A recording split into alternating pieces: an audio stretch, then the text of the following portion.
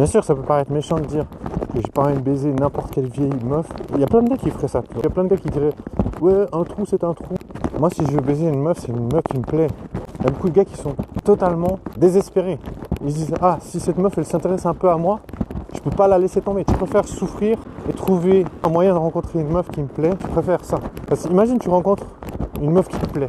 Tu baises avec cette meuf. C'est incroyable. En fait, là, tout à l'heure, j'ai croisé une meuf que j'avais rencontrée il y a vraiment très longtemps en arrière. Je sais pas, ça devait être 2018. J'avais trop flashé sur cette meuf. Elle avait vraiment un nez magnifique. Genre le nez un peu rebondi au bout. J'avais trop kiffé cette meuf. Elle était assez petite, genre 63. Je voulais lui parler une fois. J'ai zappé, je me suis dit, ouais, laisse tomber. Après, c'est marrant parce que j'ai bossé avec un gars pendant 3 mois. Je m'entendais assez bien, il était cool. Un soir, je partais du boulot, je rentrais. Et puis j'ai croisé ce gars à la gare et il parlait avec cette meuf. Et je l'ai vu et j'ai tracé. Direct. Ouais, j'en sais rien, pourquoi je l'ai vu avec, et genre juste quelques jours après, quelques mois plus tard, elle sortait avec un gars, genre vraiment vénère. Genre je sais pas, il m'a regardé, il m'a dit ouais mec, c'est quoi ton problème, tu causes pas à cette meuf. Il a vraiment pété un câble. Quelques mois après, ils se sont séparés et le gars il se promenait avec un chien. J'ai dit ouais, il a l'air cool ton chien. Puis il m'a dit ouais, ciao, ça va. D'un coup, il est devenu super cool ce gars. C'est étonnant, j'ai revu cette meuf aujourd'hui.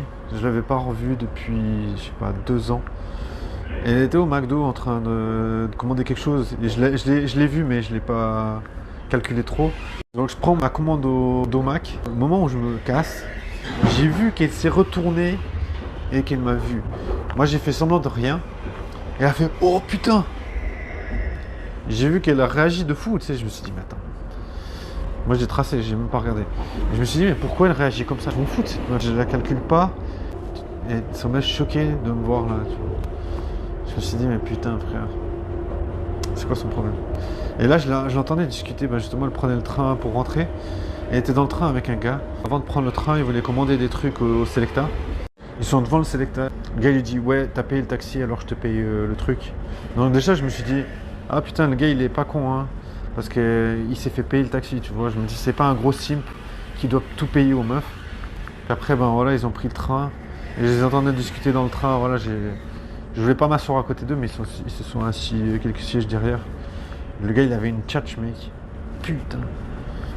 Franchement, là, je me disais, mec, il va soulever cette meuf. Et je me dis, mec, j'aurais pas soulevé cette meuf parce que moi, j'ai pas la tchatch comme ça, mec. Moi, je peux parler un petit moment, mais ça va, j'ai pas des histoires.